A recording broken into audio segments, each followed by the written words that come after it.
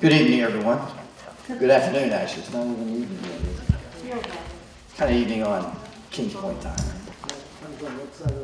This is true. This is true. I'm Ryan Setzer. I'm the chairperson of the Standing Election Committee. And we are here today, and we appreciate you being here with us to do a Meet the Candidates. The candidates are now going to be the people in the seats. So we have an opportunity to chat, get to know several people, at least one that was here last year, did a great job this year as the president, the best vice president ever when I was president of the Federation. We did, I think, some good things, and we found out some good stuff, so it's positive. We got a couple of new people here that you'll get to meet and chat with as well. We're going to do this a little differently than maybe it's done historically. Ginger is going to be our MC. She'll be asking a first round of questions, and then she'll open up the opportunity for the people in the audience to ask some questions that you may be interested in relative to the people who are going to serve your interest for the next year. So at this point, I'm going to turn it over to Ginger. Thank you, Ryan.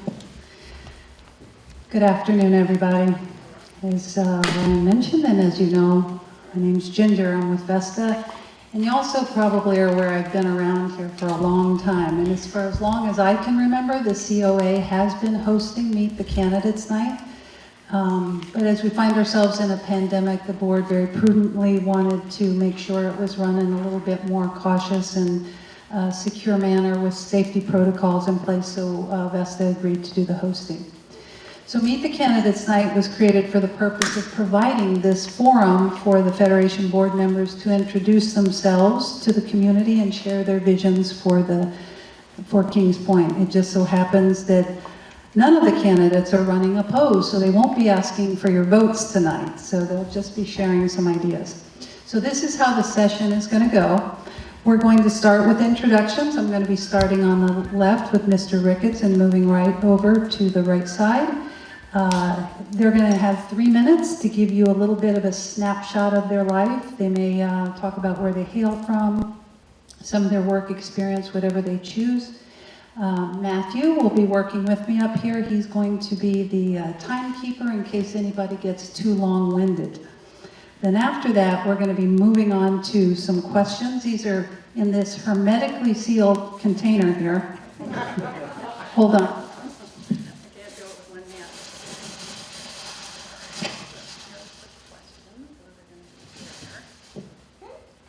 We're so technologically advanced here.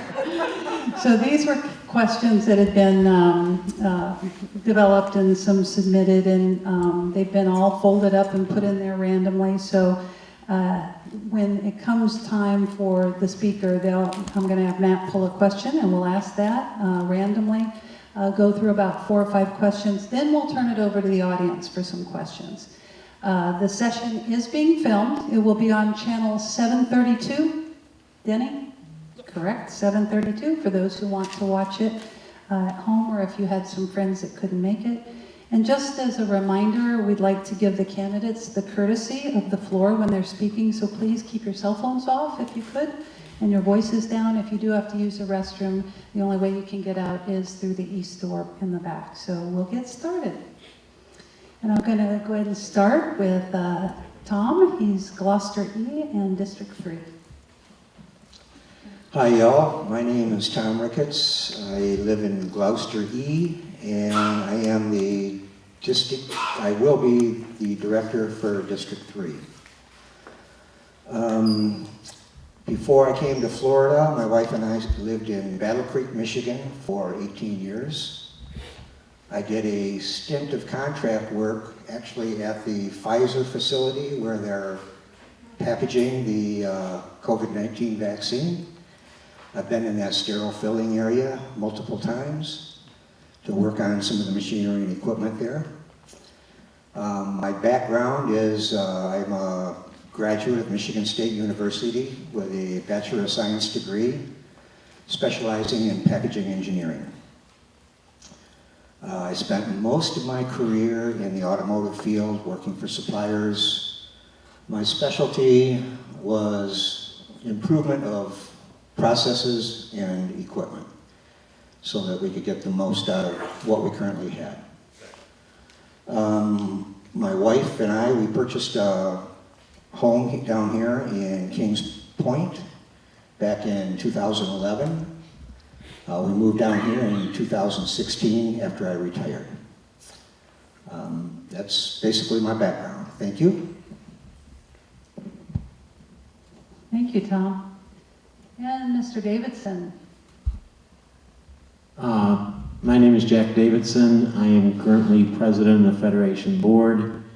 Prior to being the Federation Board, and thank you for your compliment, Ryan, I served as vice president during my first year of my term. I am currently the president of Tremont One, which I've served for 3 years, and I've been on the board for 4 years. My background in history is I worked in the telecommunications industry doing contract negotiation and contract management for over 40 years, doing multi-million-dollar contracts, so doing the contracts within Kings Point for the residents and the associations of Kings Point became second nature to me. I was also fortunate enough to serve as presidents of 2 industry associations, both of them trade associations within the telecommunications industry. Both of them involved regulatory environment in dealing with lawyers and attorneys and government entities. I was fortunate enough to serve as president on both of those boards for a number of years. And I look forward to serving on the board for another 2 years. Thank you. Thank you, Jack. And I did want to mention Dan Hector was also one of the candidates running unopposed. He is out of town today, so that's why you saw us moving the tables a little bit. So we're going to skip over to Barb Solvay.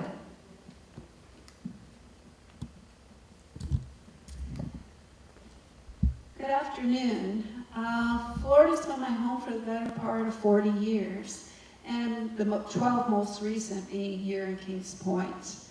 Most of my working career has been centered around property management, working for various companies such as Gills, Lexford, and Trammell Crow, as well as personal homes and rental properties. I was responsible for converting from a manual system to computerized system on site and never had a glitch. Not really, just kidding. But additionally, I managed the collections and all the company notices to ensure that they met all the legal standards and represented the communities in court if needed. I served on the Nantucket 2 board for 11 years in various capacities as president, vice president, and secretary treasurer. During that time, I've been an active participant in our community, attending membership board meetings for both Federation and Master, so I am familiar with the responsibilities of both boards. Over the 12 years that I've lived in Kings Point, I've seen our community evolve a great deal. I know I haven't caught it from the beginning, and of course, we're nowhere near the end. I have never had so much invested in real estate before Kings Point, and I'm not talking monetarily, but about the lifestyle it offers. My goal is to put my 30 years of property management experience to use to ensure that it is not only preserved, but continues to grow and prosper. Thank you. Thank you. And finally, Ms. Argott. Thank you. I'm Liz Argott, and although I was born and raised in New Jersey, I'm a 45-plus year Floridian resident. Lived here longer than I lived there. Retiring in 2004, I moved to Kings Point and became a full-time resident. My 4 children and their families live in the South, 1 in Georgia and 3 in Florida. On moving to Kings Point, I became actively involved in our community, volunteering for Samaritan Services, was a member of the original Lawn Landscape Committee in Kings Point, and in supporting Grantham Association as a board member and currently serving as board president. Excuse me. I was a member of the Federation Board beginning in 2014 through 2018. I was representing District 8 and will be having the opportunity to do that again.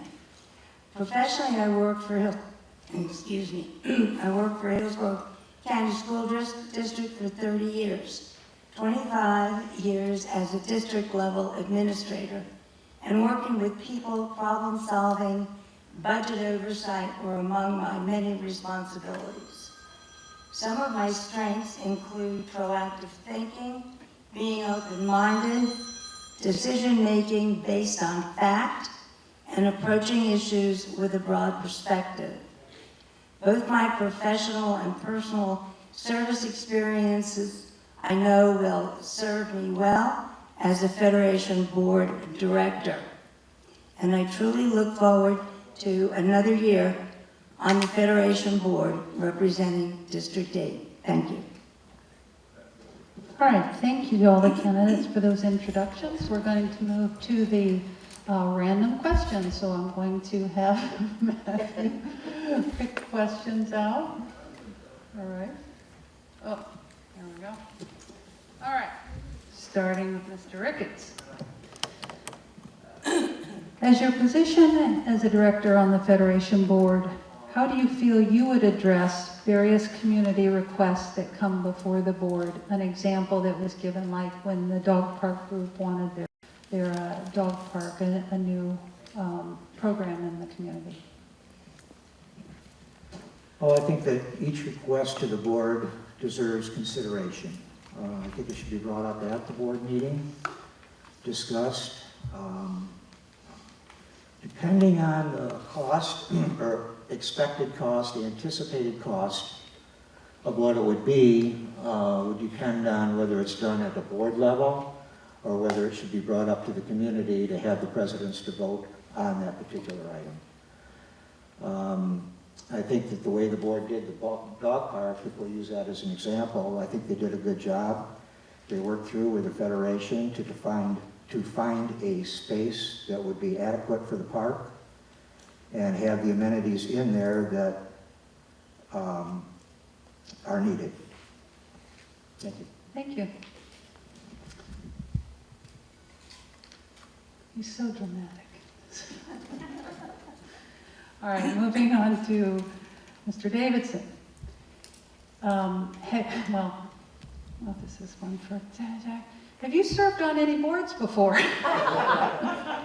Of community or club level? Like I said, they're random. Do you want to ask me another one? Yes.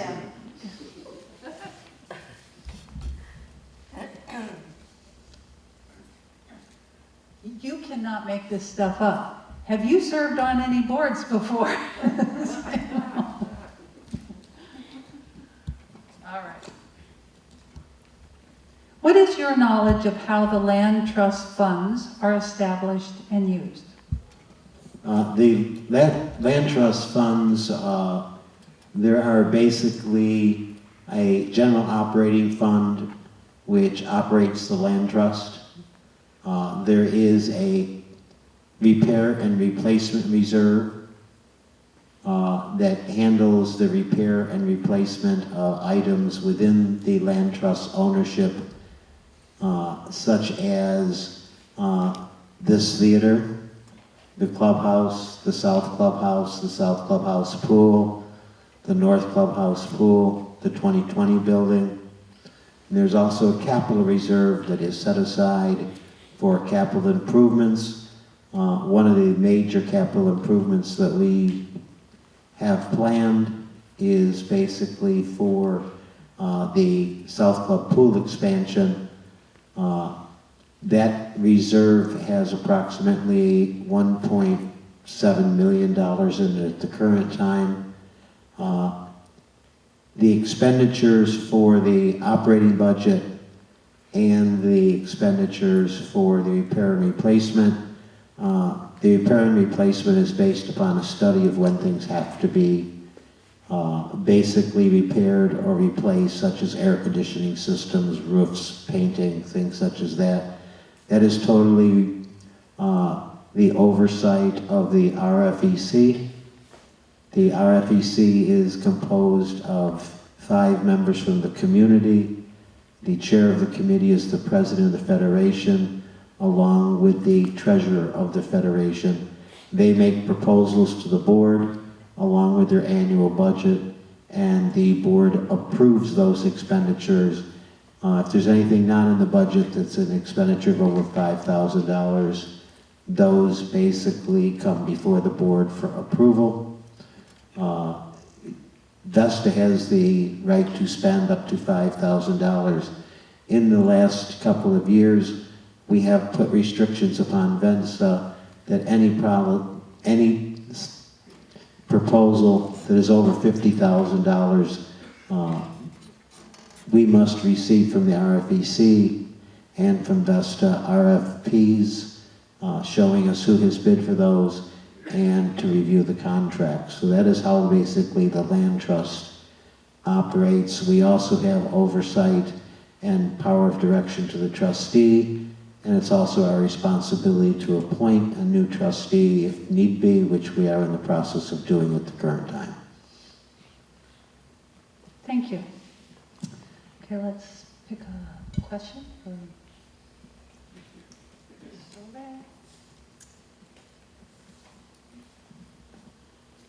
Ms. Sauvé, what are some of your prior board leadership experiences? Well, I worked, of course, on the Nantucket 2 board, as previously mentioned, for 11 years in various capacities, and I'm proud of what I accomplished on that board. We have restored fiscal responsibilities to it. We have continued to make aesthetic and improvements to our community, and I've also served on the governance committee, so that's kind of my background. In your, as an addition to that, you mentioned 30 years in property management and other communities and capacities were you on? Correct, as well? yes. In various apartment communities, a little bit in commercial, not exactly a resume filler, but a little bit in commercial properties, but I was familiar with the appropriate Florida statutes that would apply to the types of communities I was working in, and had to make sure that we were in compliance with all of those statutes. Okay, thank you. All right.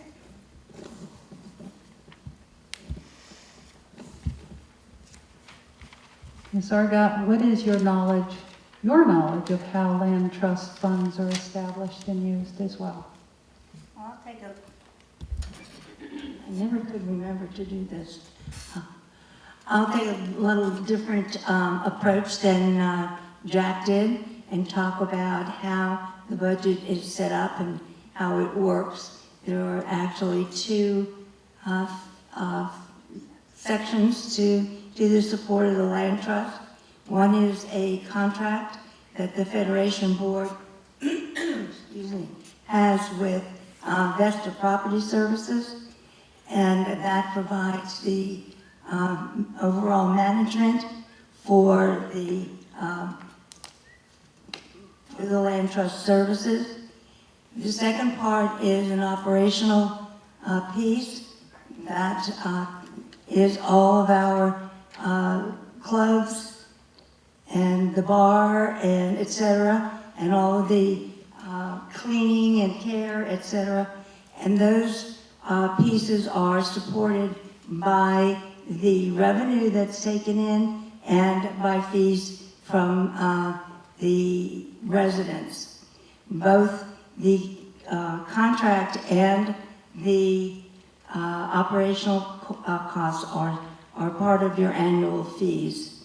And we've been very fortunate to keep those things to pretty much to a minimum. I do know that the budget is prepared and it goes through the first, the Recreational Facilities Executive Committee and goes to the board for review. Once the proposed budget comes to a point where it is to be presented, the Federation Board does approve that budget. And yes, the services from that, those line items in that budget keep our community looking as nicely as it does. And thank you, Jack, for doing all the heavy duty explaining of the management and time and place for keeping things well tended to. Thank you. Okay, thank you. We're going to go ahead and come back to Mr. Ricketts. What has been your experience being involved in HOAs and/or COAs? And if you were, what positions did you hold? My experiences within the COAs, I have virtually no experience in an HOA. My experience with the COAs is here in Kings Point. After my wife and I moved down here, I was made the POC of our association. That's where my start came. So I learned a little bit about some of the problems that people have and bring to the board. From there, I became the president of our association. We managed the budget. We're financially secure in our association. The biggest thing that we've done is we've just finished a painting project on all of our units, and we're in the process of doing the roofs right now. It's been a 3-year process. It's going to be a 3-year process on the roofs because that's how the previous board had set them up. We've adjusted it a little bit because we felt that we needed to. We had some roofs that were starting to show excessive wear. We brought out the roofers to make sure that everything was, to get their expert opinions on which roofs we needed to do. So we had to adjust our timetable on when we did the roofs. Some of them, instead of doing them on a 17-year schedule, we're letting those go out to 18 years because they show enough or don't show enough wear that everyone feels they need to be replaced now. And there are other ones that we had where we had to replace in 16 years instead of that. So we had to make some adjustments in our timetables on when the roofs would be replaced. Thank you. Well, as a process improvement guy, you know, a lot of people always have 2 criteria. Was it on budget and on time? But you recognize sometimes things don't expire as quickly as they're supposed to. All right, Mr. Davidson? What do you feel is the greatest need in Kings Point within the next 1 to 3 years? And then if you could just shine up your crystal ball, go out 3 to 5. Before I answer.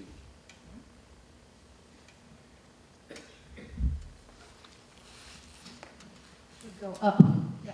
Before I answer your question, I just want to add that Tom has been a member of the RFEC and worked on the RFEC budget over the last year, which we very much appreciate his input and his ideas, and he's also served on the landscape committee alongside of Dave McGraw, so it's very much appreciated, and I didn't want that to go unnoticed.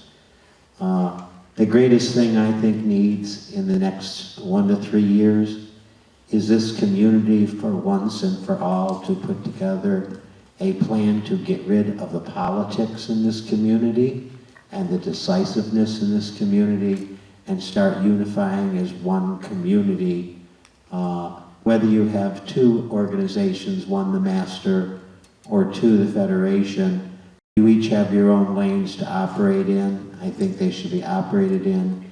But I will tell you the politics and the personal vendettas that seem to be permeating this community is going to cause this community to implode. And I think that is one of the greatest things to work on, is trying to pull this community together and getting rid of the personality and political conflicts that exist within that community. I think most of all the community works fairly well with the contracts that the Federation does and with the things that I know that the master is working on. It seems to be getting better, but I think there's a lot of room for improvement when it comes to that perspective. In a 3 to 5 year, I would like to see a plan put together basically for what the expenses should be within this community. We already have it done for the land trust, which works very well. We go through that with a fine-tooth comb of what their plan is. They have it all written down. And I would love to see a 1 to 3 year or 1 to 5 year plan put together in the community to be able to determine where we are going and what we are going to do and what the needs of the residents are. Very good, thank you.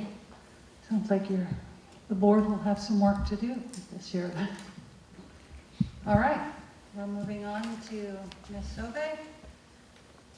What are your ideas for improving the Kings Point community?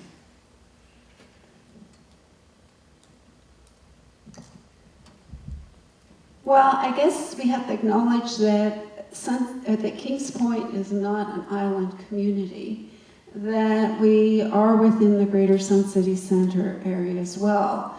And it would be great to hear some updates from our co-partners, such as the Sun City Center Forum. And I would hope to provide a little more communication with the membership. And I think we're missing an opportunity to engage with them a bit more. Instead of just providing the contracts to be approved by the membership, I think we should be offering a little more of the background information and what the considerations were leading up to it, so that they feel like they have a little more input. And if there are any questions or that regarding concerns, if those contracts do meet their needs, they have the best opportunity to pose those questions and have a little more of a rapport and a two-way conversation with the board.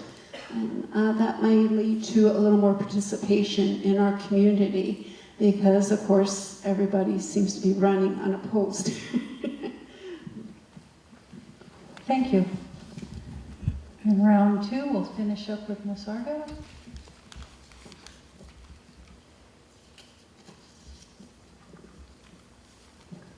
What are the main issues you are interested in focusing on during your term, and how will you address them?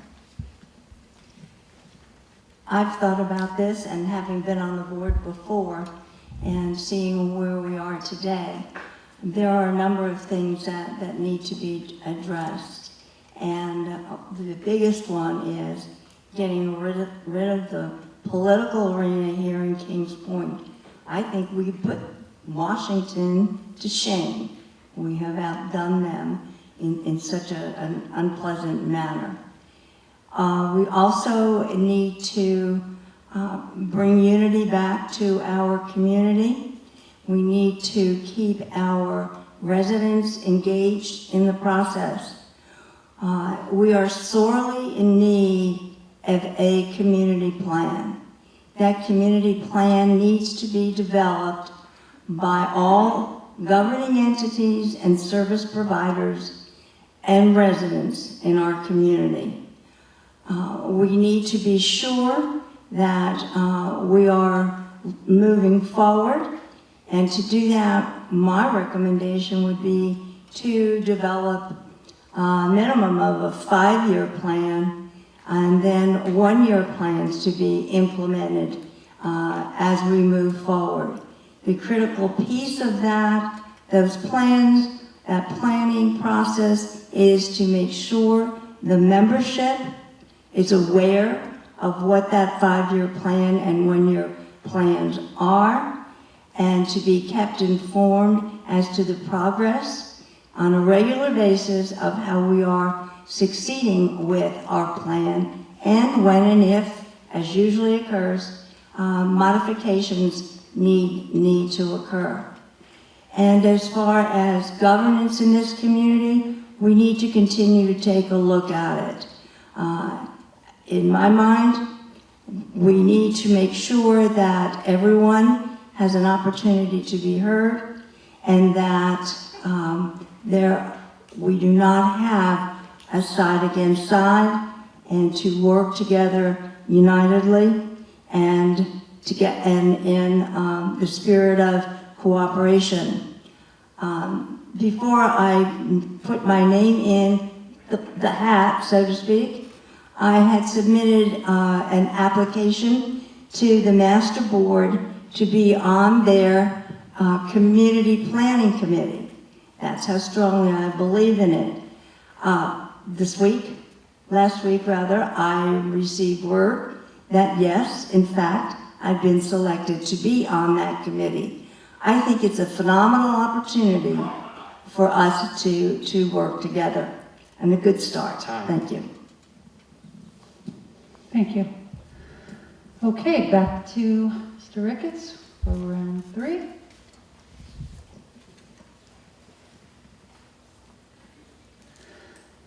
What top 3 reasons determined your choice to move to Kings Point? Well, my top 3 reasons for moving to Kings Point, number 1 would be my wife's very best friend and her husband had moved down here. They were residents of Florida for about 18 years. They had lived up in Dade City and then in Apollo Beach, and then they found Kings Point and they moved in here. And they explained what a really nice place it was to live, and so my wife and I, sight unseen, purchased our home down here. That was our number 1 reason. Number 2, we lived in Michigan, and winters can be pretty brutal there. And the older I got, the more I felt them, and I wanted to move someplace where it was warmer. I wanted to be south of the town of Frostproof. And then number 3 was, once we saw the area down here and did see how beautiful Kings Point was, the amenities that we have here in the complex, that's what really finally sold us totally to move down here to Florida, to Kings Point. It may seem like a silly question for the audience members, but you would be amazed how important those top 3 or 5 items are for the management companies, because those reasons are, they don't go away. And whether it's, can't change the weather, but the amenities or the socialization of your friends or security at the front gate. So we always like to hear those, because those are things that we continue to try and improve upon. So thank you. All right, Mr. Davidson, you're up. Oh, what top 3 reasons determine your choice to move to Kings Point? You can't make it up. Matthew. Well, really, the top reason of purchasing property within Kings Point was for my mother, because back in the 90s, I happened to live in Summerfield Crossing, and my mother was getting up in her years, and I wanted a winter place for her to stay. So I happened to look around the area, found Kings Point, knew that she would be able to remain active, and I purchased a home in 2000 for her to use as a winter residence and be a snowbird. As my mother aged, it became more difficult for her, and she ended up moving to Kings Point until she passed away in 2015. In the end of 2016, I figured it was time for me at my age to downsize, and therefore I took over the condo and moved into the condo. That was number 2 reason. It was downsizing. The amenities, as Tom mentioned, the place to me was immaculate, seemed to be well run, and the residents were concerned. I became involved in my board, and the more I got involved in my board, I realized just how difficult it is to be here. But one of the reasons that I happen to live in Kings Point is because of the weather. The same as Tom. I mean, you can't beat, regardless if we have cold days or rainy days, it's still warm here. And growing up in upstate New York, it was glad to get away from the snow and cold and being able to live in a climate that I could enjoy. Thank you. Ms. Sauvé, I think we're going to just keep rolling with this and let you all answer the same question. Top 3 reasons you came to Kings Point. Okay. My voice projects very poorly. People need this. Number 1, amenities. Number 2, location. We are located between Tampa and Sarasota, 2 major areas for entertainment or transportation, airports, and the like. And the overall aesthetics that we have here in Kings Point.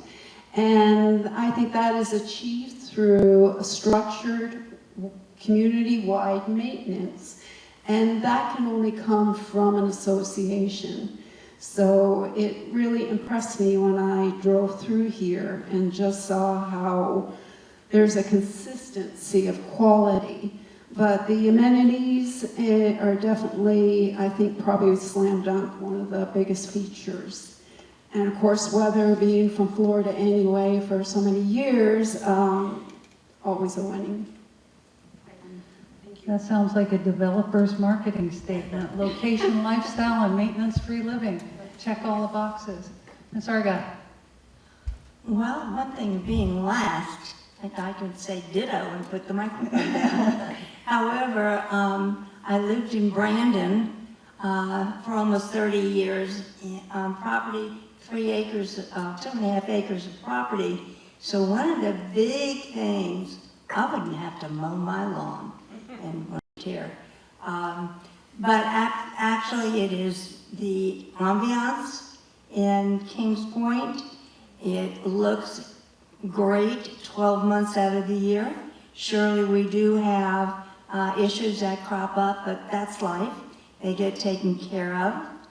The other reason I moved here is location for not only physical location of being able to get to the beach or going to Tampa or south to Sarasota, etc., or to the East Coast to visit a son in South Florida and a son in North Florida in a very, very short period of time. One of the other things that I really did like is the gates. You know, everybody laughs and, you know, it's not Fort Knox. But for me, the perception of the gates brought me a level of comfort. And so I am really, really happy here. And looking at Barbara's associations, that's the thing that I learned, excuse me, I learned to love, because 113 associations in this enormous community lets people in the associations develop neighbors and neighborhoods, so we in Grantham are an association of neighbors, and you can't ask for anything more. Thank you. Okay, moving on to round 4.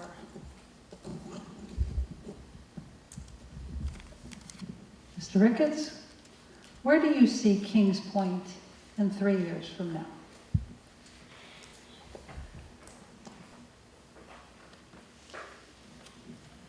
Where I see it, okay, this is my imagination seeing it. It can come true.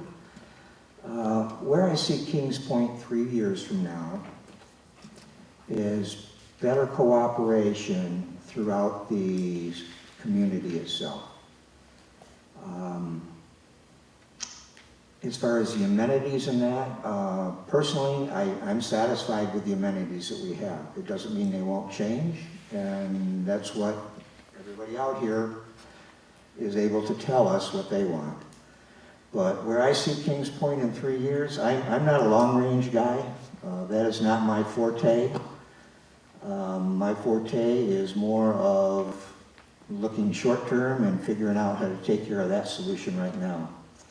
But I see Kings Point in 3 years, very similar as far as how it looks, the amenities that are there, that are here, pretty much the same. I see Kings Point's balance sheets being better. They are good now, don't get me wrong, they are very good right now. But there's always a chance, an opportunity for improvement on those. And as we look at the numbers and see what needs to be done, what doesn't need to be done, maybe shift things back, maybe shift things forward to maintain what we have right now. Thank you.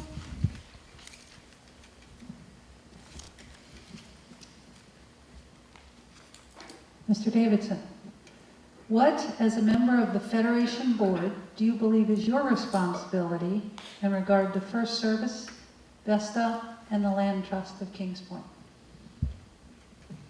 The Federation boards, and I will take the Land Trust first, is to oversee the Land Trust and the operation of the Land Trusts and oversee Vesta. It is not to micromanage. In fact, we're prohibited from micromanaging Vesta and the amenities that are served.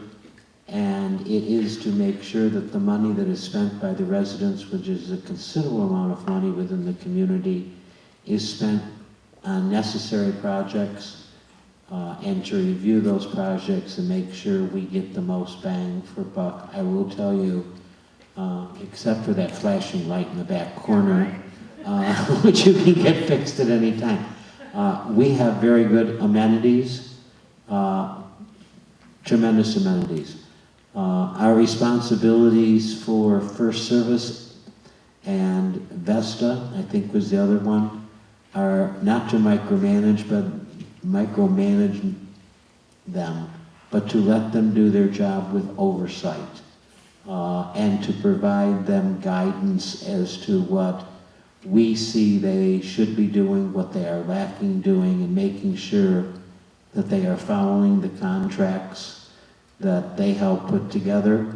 When it comes to First Service, we seek their guidance and input, saying they basically are the community association managers.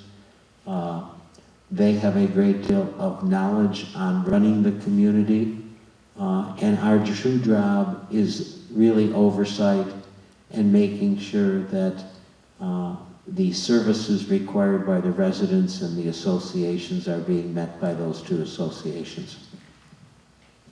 Thank you.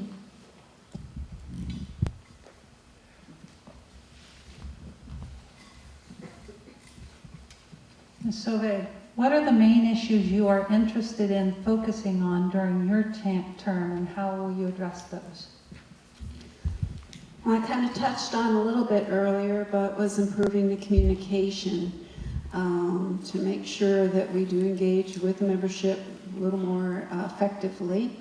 And of course, it's hope to have the opportunity to kind of change the tone that everybody has alluded to here in Kings Point. I've been known to be a good listener, and I'm not difficult to get along with. So I hope to have a positive effect on the board and with our relationship with other boards and the community at large. But circling a little bit back to 5 years out or looking forward, I do, being in property management for all these years, in real estate, you can't stand still. Either you move forward or you end up losing traction. We do have to keep innovating and keeping ourselves relevant for the next generations that are moving in. We have to evolve continuously. And that's going to take the plan that so many of my cohorts here have referenced.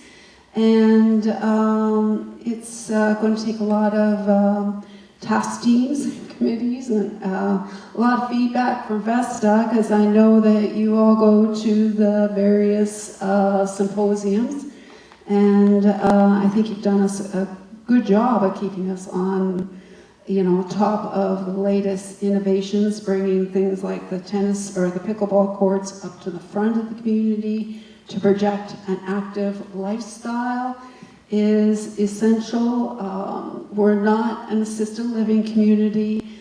We are an active retirement community, and that's what's going to attract the next buyers to Kings Point. Thank you. Regrettably, we didn't get to do a lot of the industry things this past year, so it'll be good to get back and see what's happening out there in the world. All right, last question for round 4, Ms. Argot. What do you believe is your duty relating to proprietary and confidential information? That's a good question. Proprietary and confidential information need to be handled very carefully. Proprietary information is sometimes hard to decide whether it is proprietary or if it is information that can be shared with the membership.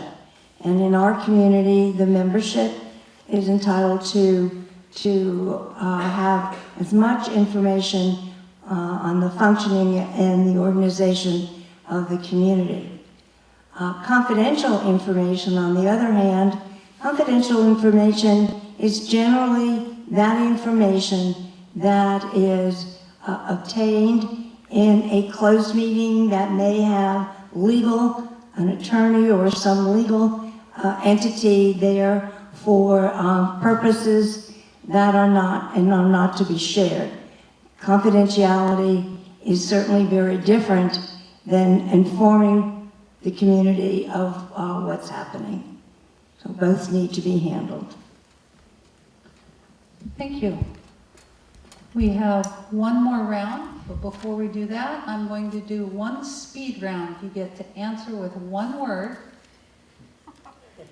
and you gotta hop, okay? So you can't pause, like the other person gets a little more time. So Tom, you're in the hot seat. So we're just gonna go. One word to describe the Kings Point community. Go. Wonderful. Jack. Beautiful. Not so speed round, just so you know. It's relative, yeah. Active. Opportunities. Thank you. All right, last round before we open it up to the audience.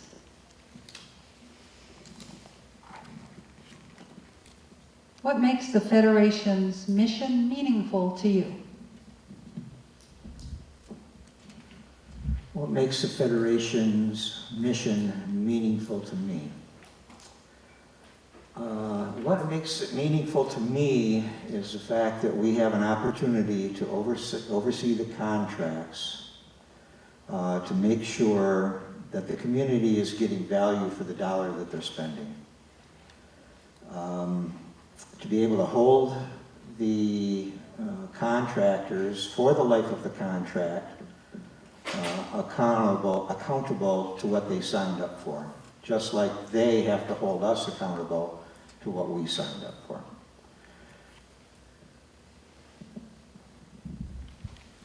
Thank you.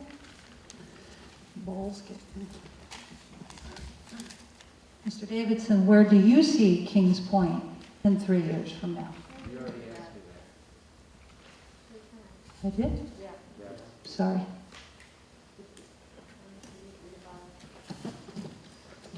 What about 4? It's amazing, there's actually 19 questions duplicated in the bowl that you could pick them with that. You ought to buy the lottery. All right, so what do you believe is the most important character trait for a board member? Honesty is the most important trait. Honesty and hard work are the two important traits. One, being honest to yourself and being honest with the other board members. I can honestly say, and there are a number of board members sitting here in the audience today, that we have a board, and it didn't come from my mouth, that actually has bonded, works together, and works together for the interest of the community, not for the interest of ourselves. We have to be honest to the community. It can't be an individual project, an individual purpose that you sit on the board for. You should sit on the board for all 5,525 units, all 113 associations. Very good, thank you.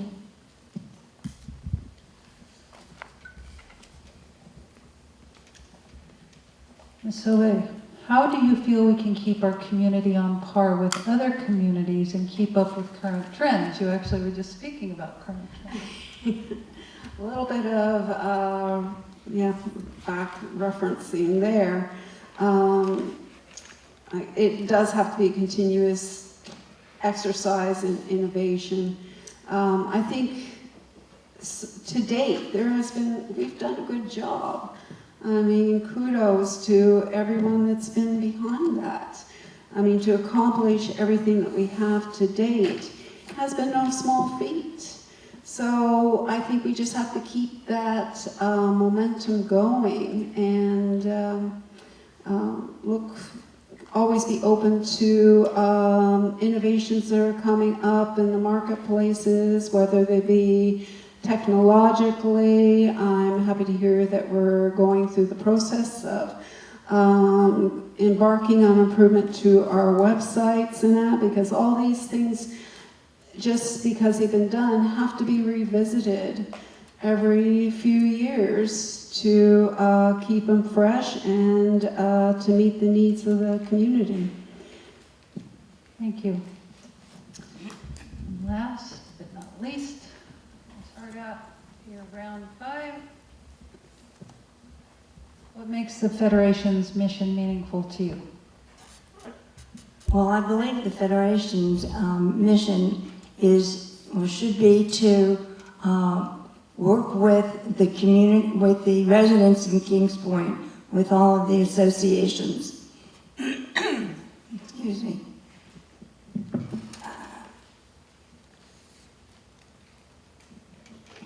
And I took all my allergy medicine today once, so. Going back to the mission, this Federation Board functions as a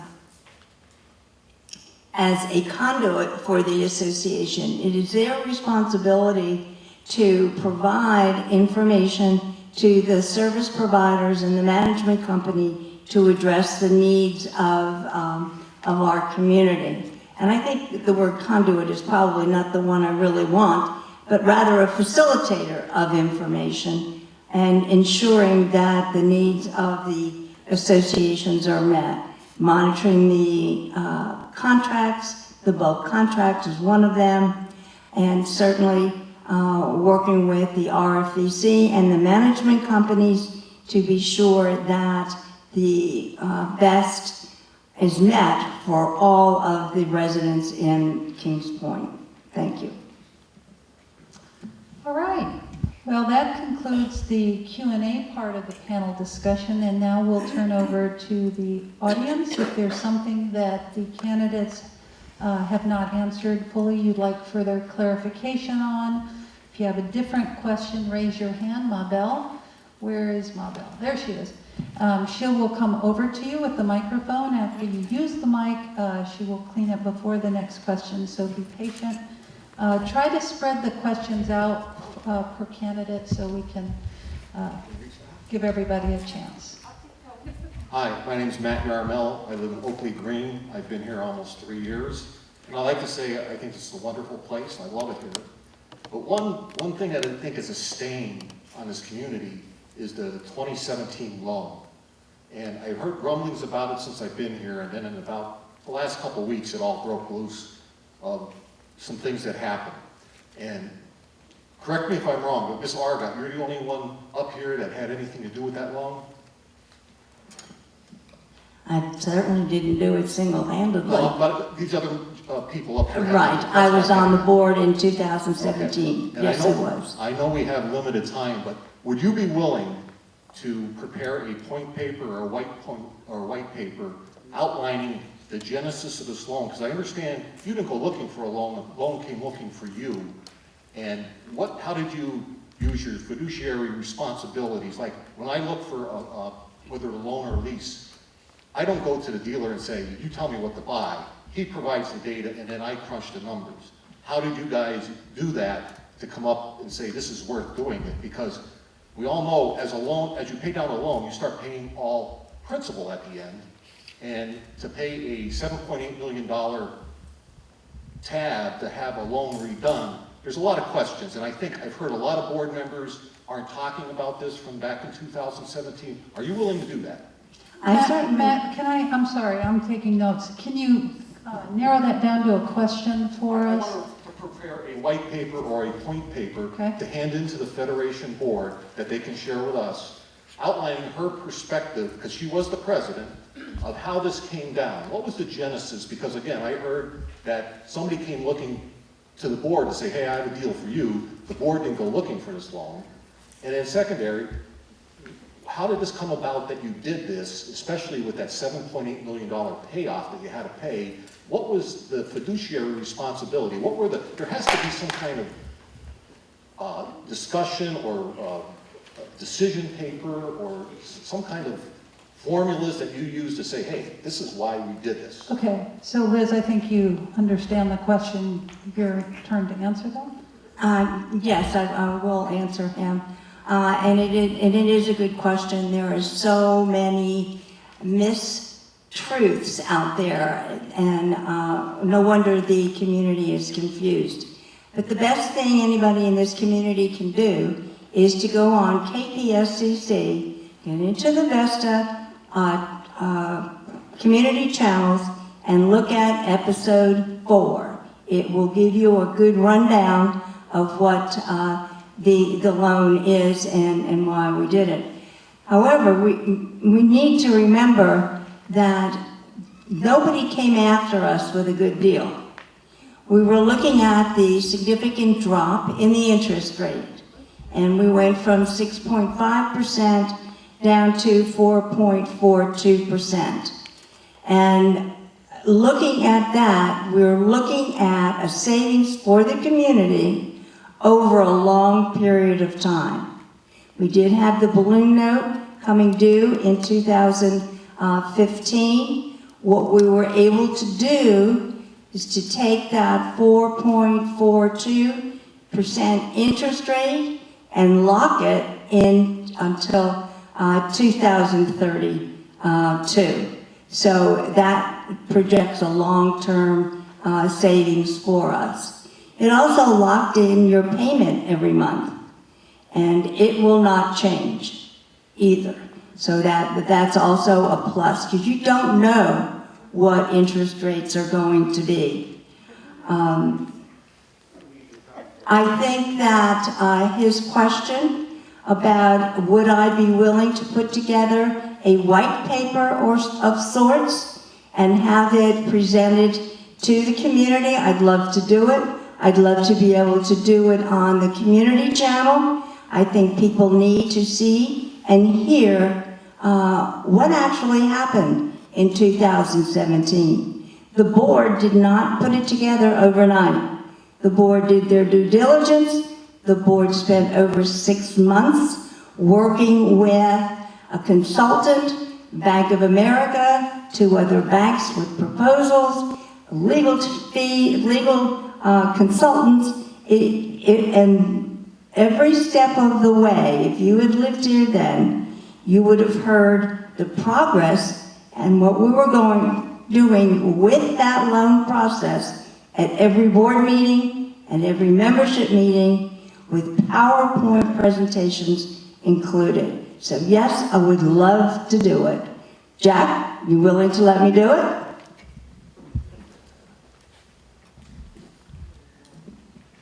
you can go ahead and do it. I would caution that what you say is on the record, so whatever you put in there is on the record.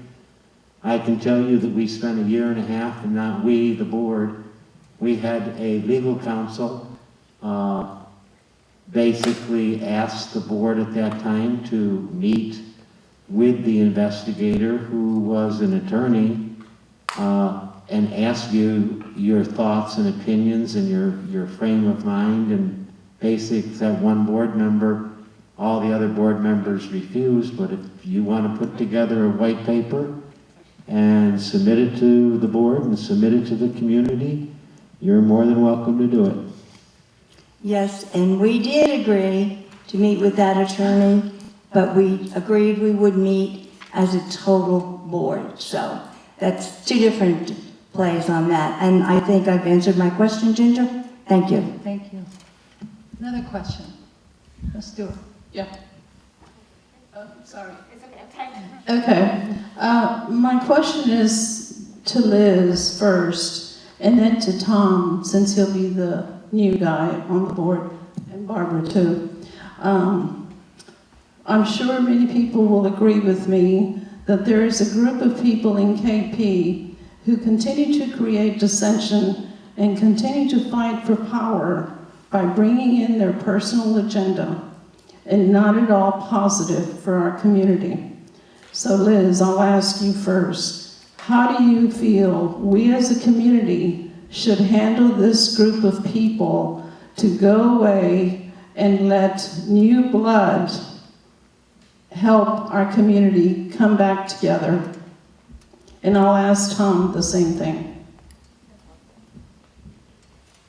First of all, you're never going to get rid of that 2% of the population who provide negativity. We lived through the Caring for Kings Point issue several years ago. There are many people in this community who prefer not to present facts backed up with evidence.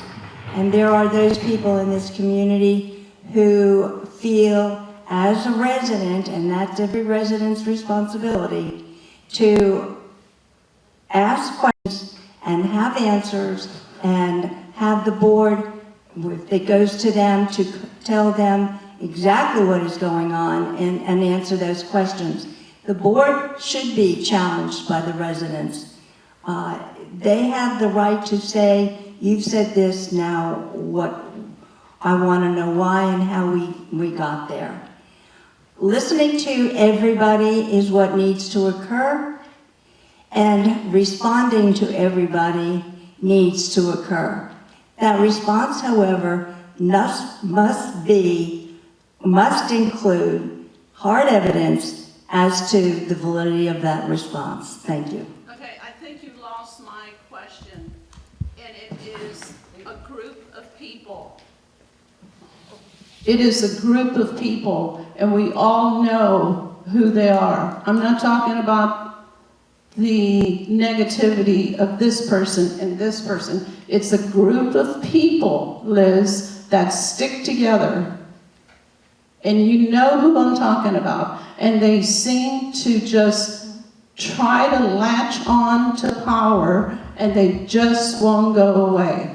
If someone has been on the board, they've had their chance. So move back and let other people come on to a federation board or the master board and let us see what they can bring to our community. But this group will not go away.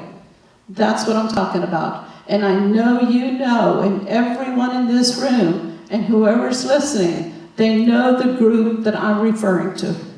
Thank you. I will turn it back over to Tom, but I think that Liz nor anybody else on the panel can necessarily say what somebody else should or couldn't do or how they're going to go away. I appreciate the question, but I think they need to answer for themselves. Tom? I'm sorry, can you repeat the question for me? Okay, sorry. As I was saying, there are many people who will agree, or may disagree, that there is a group of individuals in Kings Point who continue to create dissension and continue to fight for power over and over by bringing in their personal agenda and not at all positive goals for our community. So how do you feel we as a community should handle this group of people so that we can move on for a more positive Kings Point?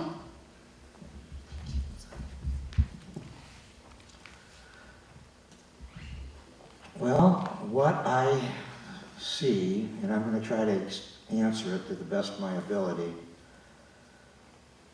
there are certain groups of people in Kings Point that have been in control of the boards, have been on, let me rephrase that, have been on the boards in different areas. It seems to be the same people over and over and over in different boards. They may rotate from one board and then back to the other board, but it seems to be a group of people that spend a lot of time. They spend a lot of time and energy in Kings Point. If the community would like something different, there's two ways they can go about it. The first is to put candidates up to run for the different boards, for the different offices, for the different committees. And that's the easiest route right there. In theory, that's the easiest route. We all know it doesn't necessarily happen. Another method would be for a group of presidents to get together, submit changes in the bylaws that they would like to have happen, bring them up to the board, both the master board and or the federation board. I'm not sure what the master's process is, so I'm not going to comment on that. But they could bring them up to the federation. It can be reviewed by the federation, and then if deemed necessary or a good thing for the community, then it can be brought up to a vote of the presidents, and then change the bylaws. I mean, that's the only way I see it. That's the only way I see the community to make any change in that. You know, I mean, the people run, and they're not opposed. So you can't fault the people. You can't fault the people who are running. It's the community that doesn't step up and do what they think it should be done. That's my opinion on it. And again, that's my opinion, personal opinion. I'm not speaking as a board member, because I'm not there yet. So. Do we have a question in the back? Third person. Well, no, but the question was for anybody. She said Barbara as well. I thought she said Tom. She said Tom. She said Tom, and then she had Barbara at the end. But So who's the next after? Because I saw three a while ago. So after her, who's next? Is good? Noreen? Oh, Vicky. Okay. Hi, my name's Noreen, and my question is for Ms. Argot. Since you've been sitting up there several times, I've heard you say that you need to listen to the people, come together, and that stuff. And my recollection, back in 2017, when you were president of the Federation, also there was Mainscape, you were president when Mainscape was on board, and also with the loan. Also, when money was transferred from the Emergency Cleanup Fund to the Lawyers Fund, I was there at that meeting. People wanted to ask you questions, and at every membership meeting, you announced before the meeting that there's a group of troublemakers here. And when people wanted to ask you questions, you were rude and condescending. And how am I to believe now that you're saying, we have to come together, we want everybody to be heard, that's really where you're at, because my experience has not been that. Thank you. I strongly have to disagree on your comments related to my behavior and my introduction at the meetings was to remind folks of the appropriate protocol when people were shouting out and constantly talking, etc. And I do also resent some of your comments on my behavior. Most of all, it's not true. And Ginger, I would prefer to end my comments here because I don't believe this is an inquisition, and I don't believe this is a forum to set up a debate. Thank you. Next question. Just to clarify, are you saying you're refusing to answer any further questions? We really did want all the candidates to get a question, so. I understand. Yeah. I'm just trying to clarify what she just said. Did you just say you refuse to answer any further questions? Or did you say, is that what, did I No, misinterpret? I did not say that. Oh, okay. No, it sounded like you said that was going to be your last answer. I'm sorry. That's why I clarified. No, why I asked to move on to the next question, that I would not engage in any kind of a debate with Maureen. That's why I was asking to clarify. You mentioned earlier on, Liz, about the loan and how Bank of America and a couple of other banks were involved. Who lent Kings Point the money in the loan? That is a situation that I think everybody It's the name of a is company. well aware of. No, it's the name of a company, and that's why I'm asking. What's the name of the company? Excuse me? When, in 2007, when the community had the opportunity to buy the amenities from WCI, who was going bankrupt, a Kings Point finance company was created by a backer to provide the collateral for Bank of America to issue us the loan. So who are we in bed with is my question. Nobody. Well, no, we obviously got money from someone. We're paying a loan off. Are we paying a loan specifically to Bank of America, or are we paying it to Kings Point Finance? That's all I'm trying to It goes to Kings Point Finance and then to Bank of America. Kings Point Finance is no different than a local bank holding your mortgage. Thank you. Thank you. Okay.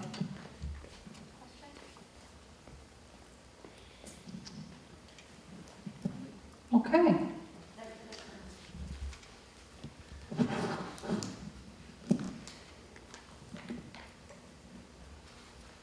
My question is, what is the plan for the Federation to work together, to bring the Master and the Federation together so we get some kind of unity going on in this community? Susan, I'm sorry, who's the question directed to? This is for Jack. Jack, thank you.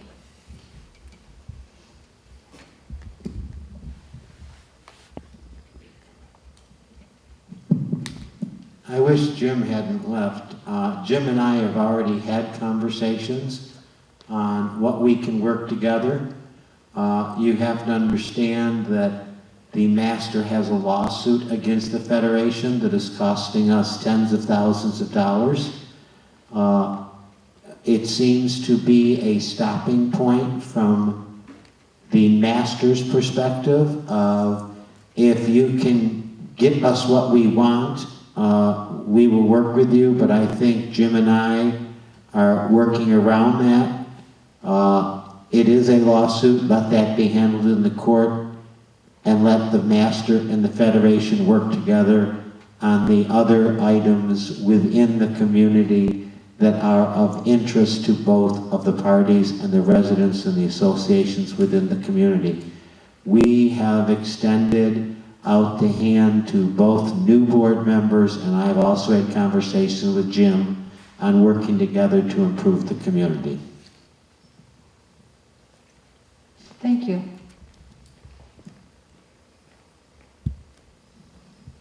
Jack, this is for you. Back in 2017, I don't remember all the particulars, but we were told, and there's a video that still keeps popping up on every unit, every door was supposed to be reimbursed $9.33. In all the research that was going on by the Federation, what's happened to that?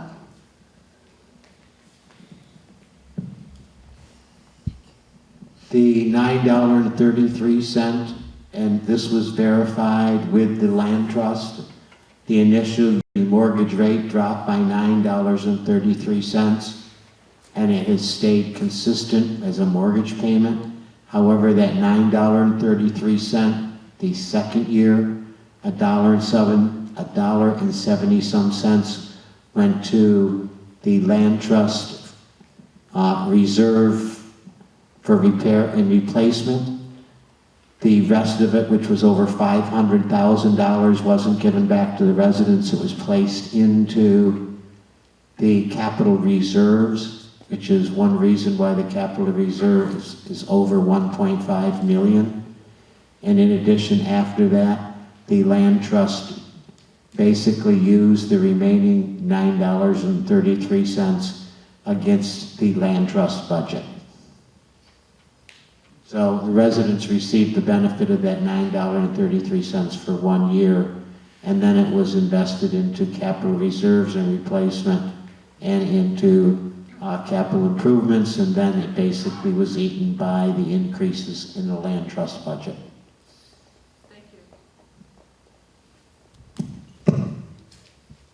Hi, my name is Rick Mashame.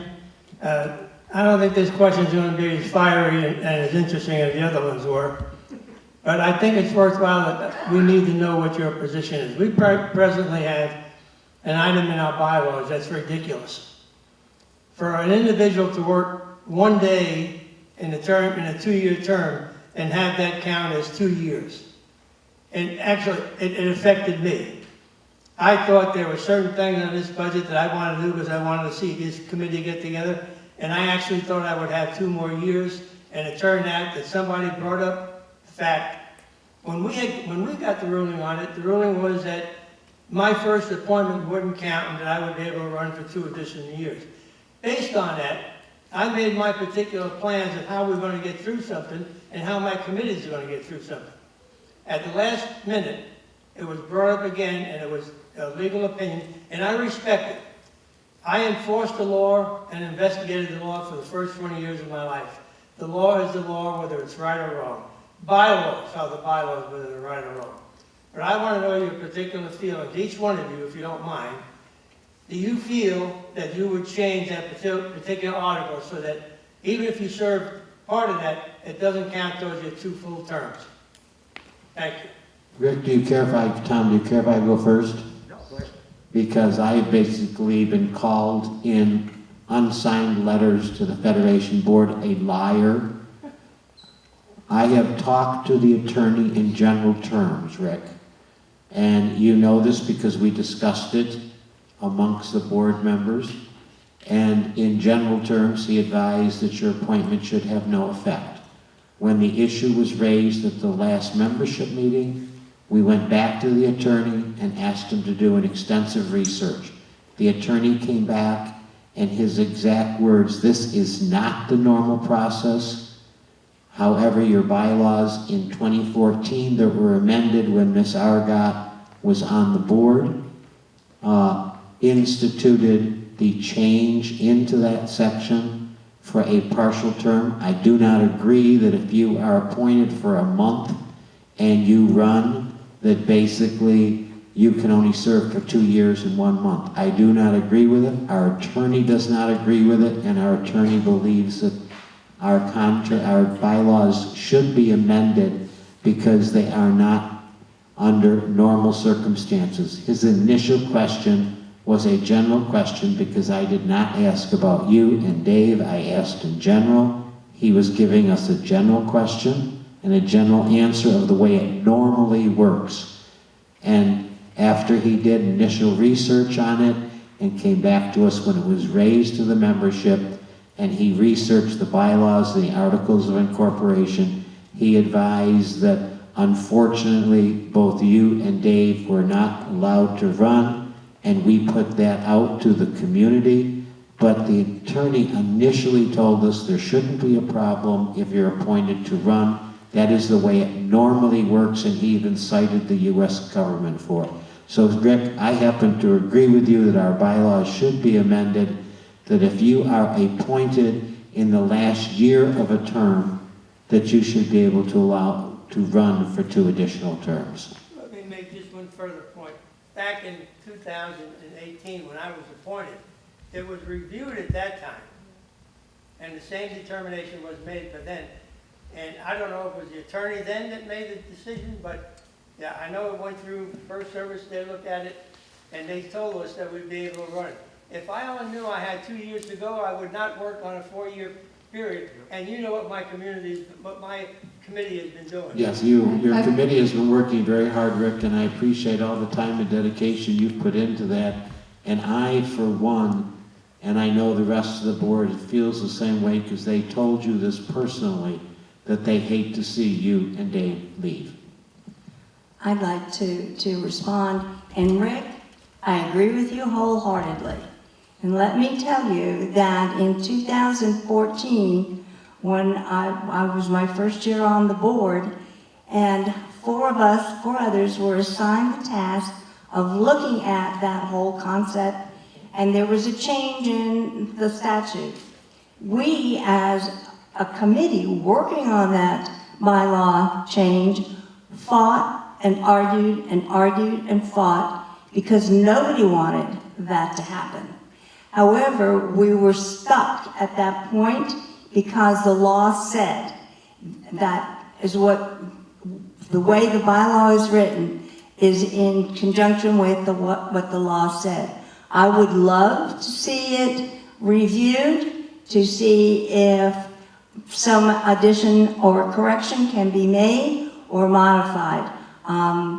It's really tough to get on the board and have short term. I'm here for a year. Well, and let me respond to what you say. Basically, you're right. But it also says that under normal circumstances, that position can continue on. In fact, I think it's been changed for HOAs and COAs, but not for 716. It says that it can continue on unless so stated in the bylaws. So all you got to do is get it the hell out of the bylaws. Why did you put it in the bylaws? If you put it in the bylaws, we could have continued on. Rick, That wasn't there in 2014, thank you. I don't know that these folks can actually answer all those, but you did ask if everybody wanted to answer. So, Barb, do you have a response for Mr. Massime?